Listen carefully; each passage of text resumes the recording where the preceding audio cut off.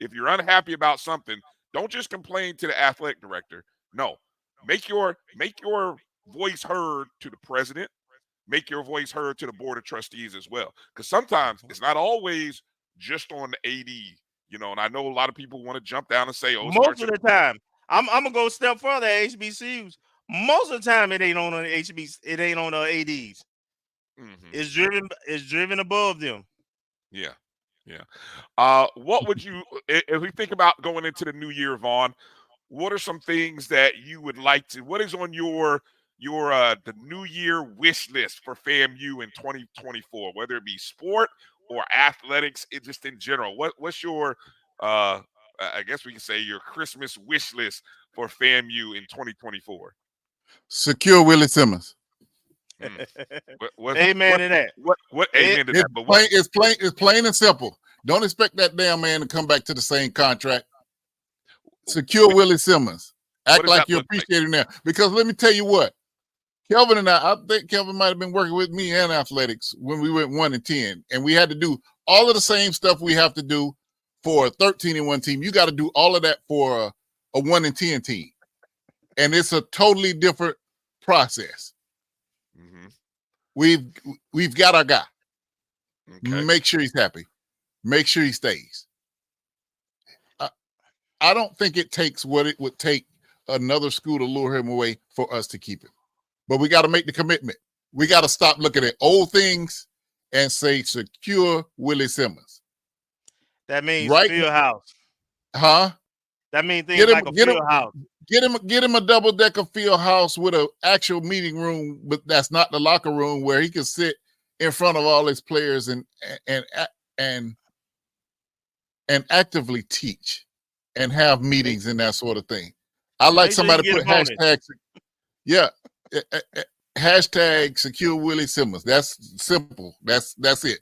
I don't care what else. Everything else falls behind that. Wow. P3. What? P3. Be brief. Listen, everybody else can fill in the blanks what follows behind that. Right. Secure Willie Simmons. That's my hope for the year. There it is. I need you guys to start making that trend. Start making that trending right now on wherever you are on Facebook or on Twitter. You go ahead and retweet our show. Take our show link, and there it is right there. There's a hashtag that we want to see trending tonight. Okay, because we need, and I hope those conversations have already started. Because I think what his contract is through 2025. Correct. Listen, but them schools that's gonna pursue him don't care. The schools that are pursuing him don't care when his contract ends. If they got to pay FAMU that amount, they will. They don't. It's not about that. And on the serious tip, we better start making sure we re-up that contract with that kind of language too. Right. So right. that whatever his exit is, that we got enough to hire a staff and keep investing in the athletics. Mm-hmm. Yeah, Dr. Cavill. I see it. Yeah, that question is heavy on my that is heavy on my mind. Since he walked. Let me tell you when it started in my mind. After the game, after they poured the Gatorade, and we were walking across the field, and I'm looking at this young guy that these kids absolutely love. Yeah. Along with being a winner, the kids love following him. Mm-hmm. He's a great leader of these young men and developing these young men.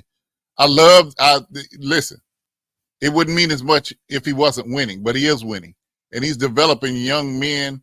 I look at Bishop Bonnet. I saw him, and he is a construction project construction engineer. I know I screwed it up, Kevin, but Bishop Bonnet, who was running those balls, he's a project construction engineer now. Yeah. That's where you want your coach to develop men like that, because we all know it's only a hair of them are going pro. We only got a couple of Marquise Bells and Isaiah Lands and Xaviers. Mm-hmm. But the rest of the guys, as they say, I like that NCAA commercial, they're going pro in something else. And Willie emphasizes that to these young men. And like I said, I'm about to get emotional about how much you see the unity there between coach and players. Yeah. And I love it. I do too. Did you see to that point? Did you see Jordan Moore post? Oh, I saw that. I saw that today. He talked about wanting to come back and coach at FAMU. Wow. He said FAMU changed his life. He been at Power 5, 2 Power 5, JUCO, but he said coming to FAMU changed his life, and so he want to come back and coach at FAMU at some point. Well, and if we go back to the season that they were on, What About Us? Yeah. Why not us? Why not us? I'm sorry. Why not us? And Izzy, who was from New Orleans, was talking about that this was his safe haven. This is his safe place. FAMU is that. That is what we're supposed to. That's what we're supposed to be. Yeah. From Bill Bell and Juby Bragg to Willie Simmons in football, that's what we're supposed to be. Yeah. I know you've covered and you've got a chance to talk to a lot of guys this year, Vaughn. But it hit me, and Kelvin, you were there with me, and I think I may have reiterated.